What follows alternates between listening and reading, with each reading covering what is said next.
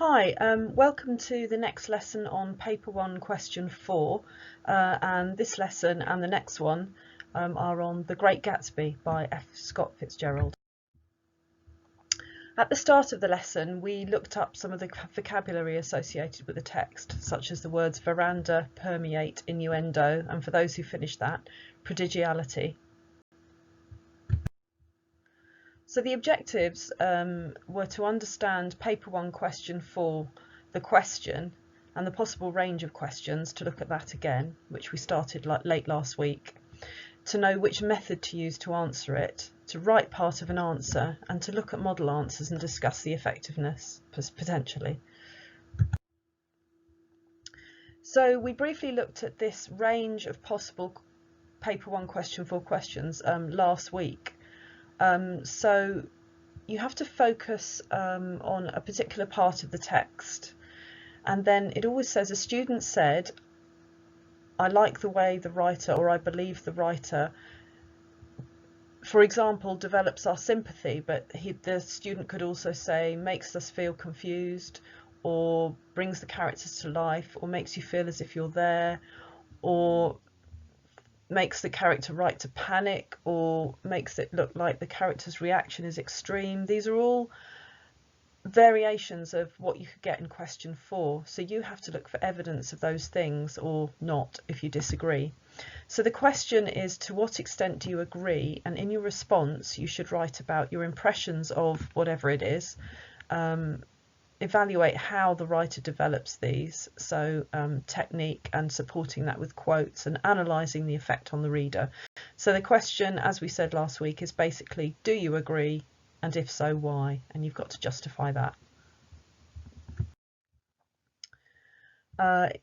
Just to reiterate, it's 20 marks, which is quarter of the paper. Don't lose it, lose the marks by missing it out, okay? And you should write at least 3 very detailed analytical paragraphs, or 4 or 5 less detailed paragraphs for a full answer for this question. So we're going to an amazing party in 1920s New York. If you wish to see a clip from the film of this book, starring Leonardo DiCaprio, then you can go to YouTube and type in The Great Gatsby party scene. I won't include a clip here because it doesn't come out very well on your conferencing software when you view it, so it's better to go straight to YouTube and see it. And the clip I think you'll enjoy is just under 5 minutes long.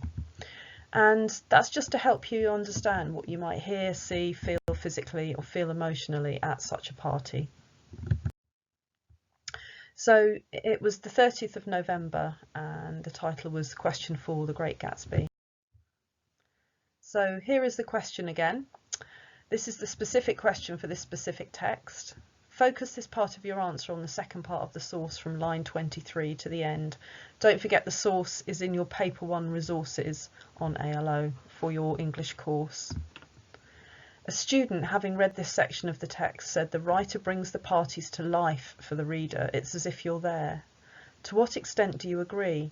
In your response, you could write about your own impressions of the parties, evaluate how the writer has created these impressions, support your opinions with references to the text. And as I said, it's 20 marks, which is quarter of the paper.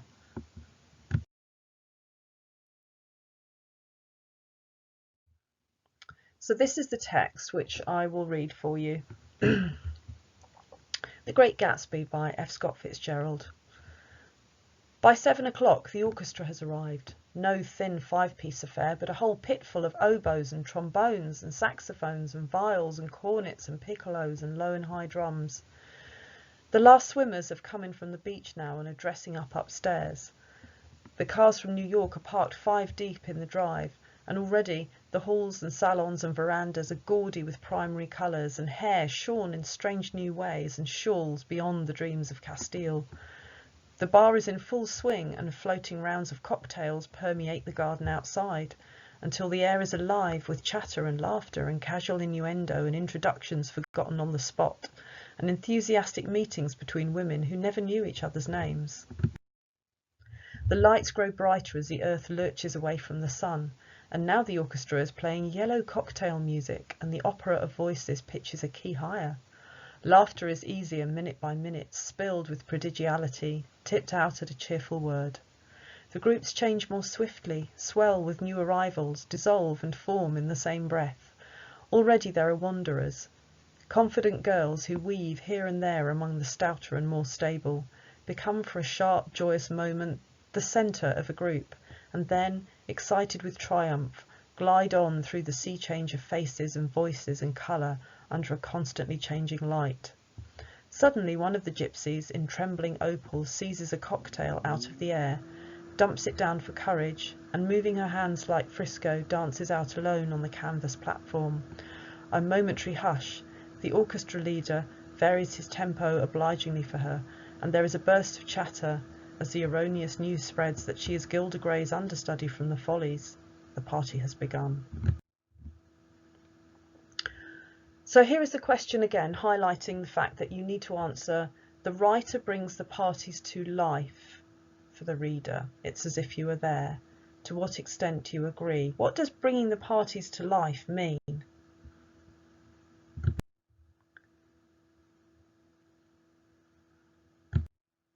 Well, just a few ideas, and there are many more in the text. It's a very rich text.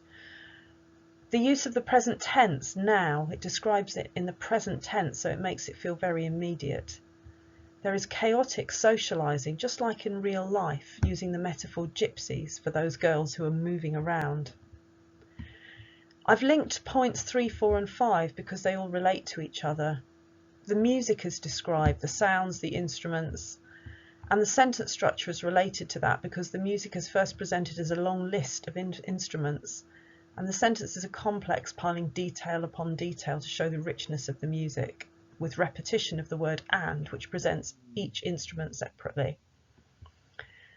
We see a description of colours, for example, associated with the shawls, and also there is the metaphor yellow cocktail music, which gives a very cheerful impression of the music that's being played.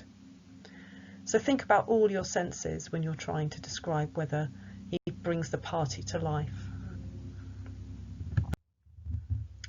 So we're going to use the petal technique again, meaning what does a writer do? So that's the point that you make. How does a writer do it? Using technique and evidence. And why? The analysis, what's the effect on the reader? Here is a model answer. Firstly, the writer uses the present tense to create a sense of immediacy in his description of the evening party at his neighbours. In comparison to the 3 earlier paragraphs, he states the orchestra has arrived and confident girls who weave here and there. This draws the reader into the web of activity and social chit-chat.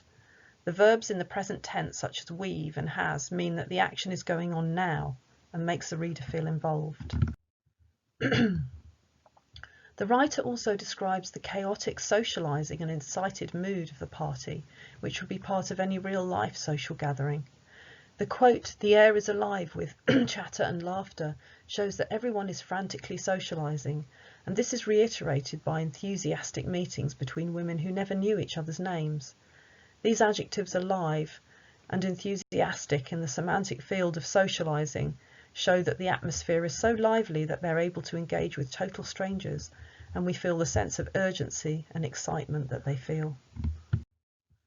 Additionally, the topic of music, another aspect of an exciting party, is described in detail. This is described using repetition of and to build the richness and extravagance of all the instruments that will be playing. Whole pitful, oboes and trombones and saxophones and viols.